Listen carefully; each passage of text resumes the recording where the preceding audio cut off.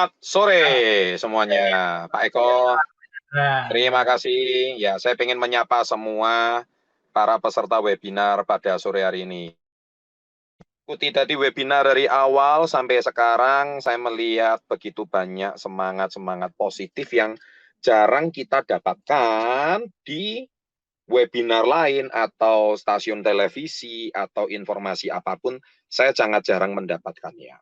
Dan kalau kita perhatikan tadi dari awal, dari Pak Adrian, testimoni dari Bu Mary, dan tadi terakhir ditutup sama seorang pengusaha sukses, pengusaha sawit, punya 500 orang karyawan, ya dari Medan, Bapak Torino.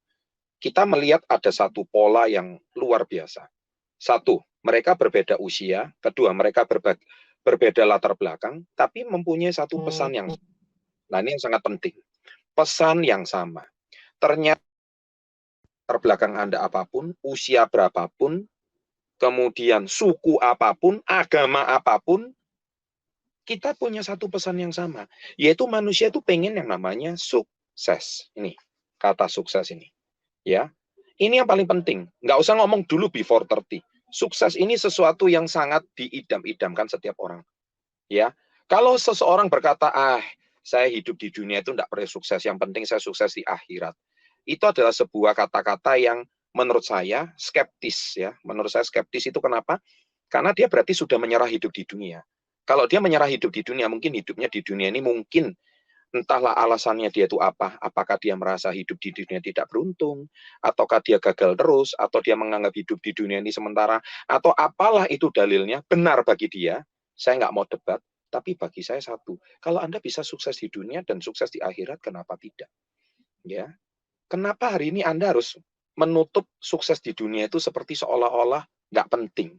Ya, dan saya mau tegaskan lagi, orang yang berkata-kata seperti itu, yang menganggap uang itu nggak dibawa mati lah, harta ragawi ini, yang jasmani ini cuma sifatnya sementara lah, saya katakan tidak salah, itu benar, tapi menurut saya kurang lengkap.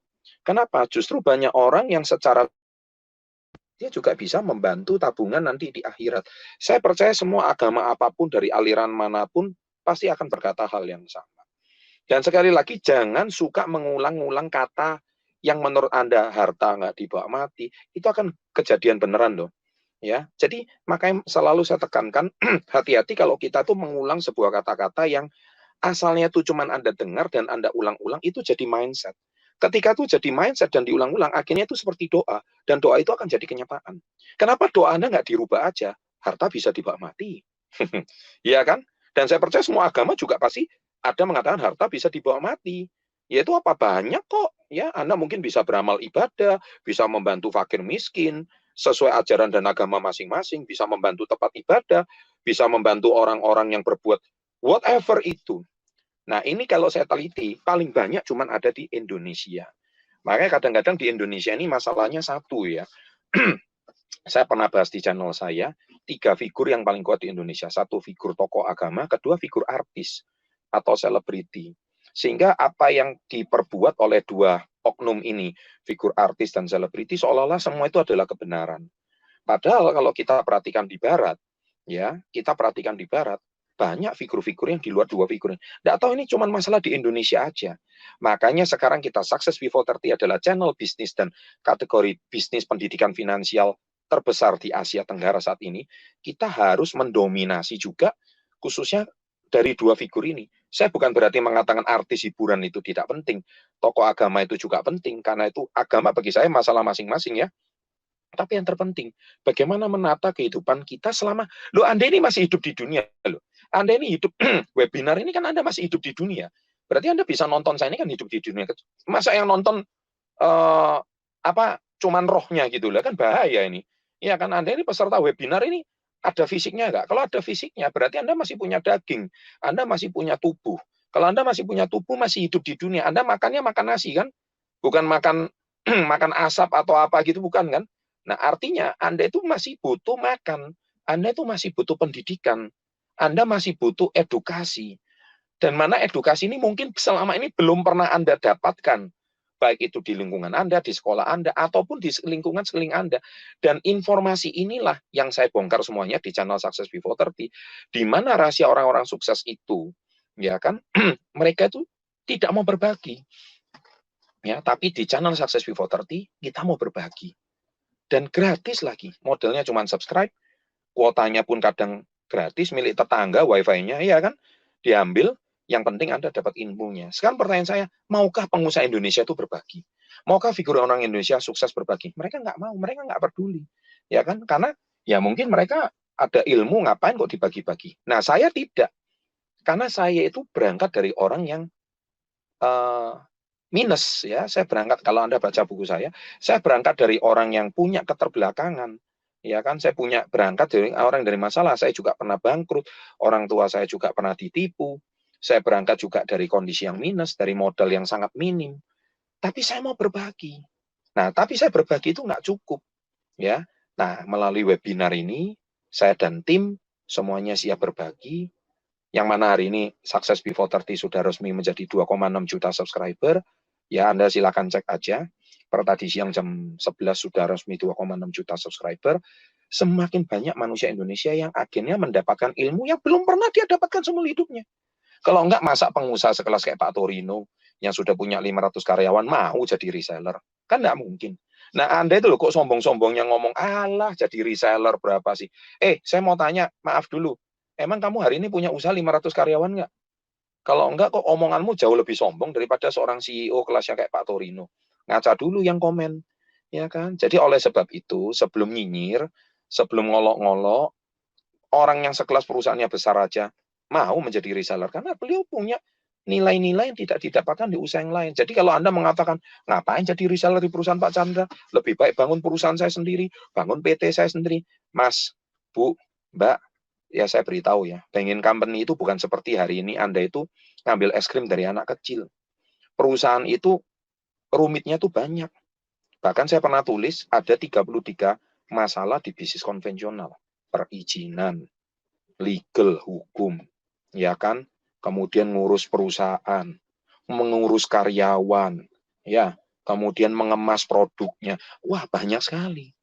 Sedangkan permasalahan itu tadi ada di pengusaha level 3 sampai level 4. Saya nggak ngomong pengusaha level 5 yang sudah TBK perusahaannya. Anda itu loh yang ngomong kok keren, kayaknya hebat-hebat amat.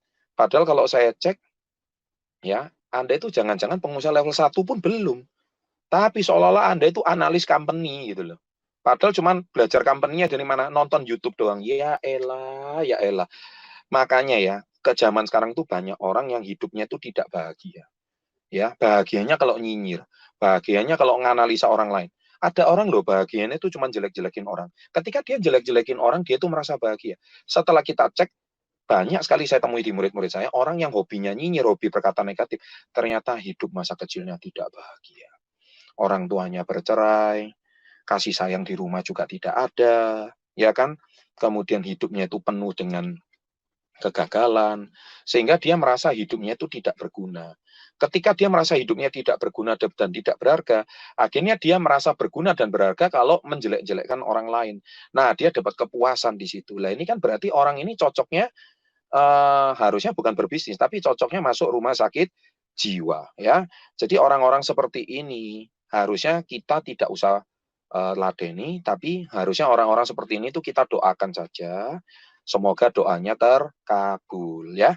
Nah, untuk komunitas Yes ini di Success Before 30 ini saya cuma berpesan satu kepada Anda semuanya. Kita hanya untuk orang yang mau maju. Bagi Anda yang hidupnya belum maju, memang kami sediakan komunitas ini untuk Anda semua. Ya, kami sudah sediakan perusahaan untuk Anda tinggal pasarkan. Anda tidak perlu tahu rumitnya membangun 33 masalah perusahaan, tidak perlu tahu. Anda cukup berpartner dengan kami, ya. Anda cukup berpartner dengan kami yang perusahaan sudah mau level 5. Anda tinggal memasarkan produk, tinggal tahu memberikan link webinar, sambil belajar, sambil Anda belajar yang namanya ilmu leadership, ilmu kepemimpinan, ilmu relationship, ilmu membangun hubungan dengan orang lain, ilmu communication, bagaimana cara kita berkomunikasi, ilmu bagaimana meningkatkan public speaking skill, bagaimana kita menguasai teknik public speaking kita, ilmu etika di sosial media kita juga belajar, bagaimana kita bisa beretika dengan baik, dan masih banyak ilmu-ilmu pengembangan diri lainnya, yang mana channel kami sudah berikan itu semua. Dan oleh sebab itu, ilmu ini kami berikan semuanya secara free. Pertanyaan saya di luaran, ada nggak yang bagikan secara free? Saya nggak tahu. Yang bayar banyak, yang free cuman kami. Dan kalau Anda masih menganggap kami memberikannya cuma-cuma dan kami berikan langsung praktek. Ya, kalau Anda menganggap kami ini masih tidak tulus berpraktek, berarti sorry, sekali lagi tempat Anda bukan di komunitas YES tapi di rumah sakit jiwa. Ya, oke, mungkin sekian dari saya.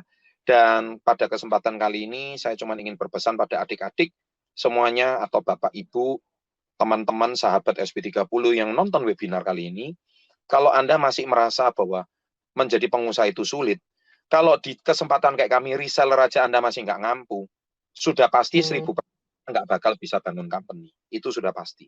Ibaratnya kalau sepak bola itu bisa menang kok gitu mau bertanding di kelas olimpiade. Itu sudah jelas-jelas selebih tidak mungkin. Ya, jadi saya cuma ingin berpesan, impian mau jadi juara dunia itu boleh, tapi minimal Anda itu basic skill bermain bola itu harus benar. Kalau Anda jadi reseller aja nggak bisa, Anda mau bangun company, lagi-lagi rumah sakit jiwa itu tempat yang paling tepat untuk kalian, ya. Dan oleh sebab itu, mari kita belajar bisnis dari skala yang paling nomor 1, pengusaha level 1, reseller. Udah, kita nggak usah bicara muluk-muluk, reseller. Loh Pak, saya sudah pengusaha level 2, saya sudah pengusaha level 3, masa saya jadi harus reseller lagi? Saya beritahu, meskipun Anda klaim Anda perusahaan level 2 dan level 3, saya beritahu, kalau basic usaha Anda level 1-nya aja nggak kuat, dan Anda nggak mau belajar dengan company kami yang sudah 21 tahun, saya percaya pengusaha level 3 Anda tuh bisa downgrade kembali ke level 2. Sama seperti seorang juara dunia tapi tidak pernah berlatih lagi. Dia nanti antar provinsi aja bisa kalah. Artinya apa? Berarti seseorang tuh sudah merasa dirinya, saya mantan juara dunia, mantan gini, level saya sudah di sini. Anda tidak lagi bertumbuh. Tidak bertumbuh artinya kemunduran. Ya, saya aja yang usianya sudah tidak muda lagi dibanding Anda semua. Dan perusahaan kita udah 20, pun setiap hari masih belajar. Bagaimana untuk membuat perusahaan ini lebih grow, lebih besar lagi, reseller kita lebih banyak, bisnis kita semakin berkembang, dan usaha kita semakin maju. Itu aja kami masih mau belajar. Dan saya juga sudah lupa cara nyinyir itu gimana. Karena saya tidak pernah nyinyir. Buat apa nyinyir, Bapak Ibu? Yang ada adalah saya menyalahkan diri saya sendiri. Kenapa saya kalah sama orang lain? Kenapa saya tidak maju dibandingkan orang lain? Kenapa orang lain bisa lebih sukses? Kita harus belajar cara dia itu maju itu bagaimana. Bukan mencari kelemahannya. Karena orang yang suka mencari kelemahan orang lain, lagi-lagi rumah sakit jiwa. Ya, oke. Terima kasih atas waktunya pada siang hari ini. Saya senang menyapa Anda semua. Saya doakan semoga Anda semua cepat mengambil keputusan dan sukses selalu. Salam hebat. Luar biasa.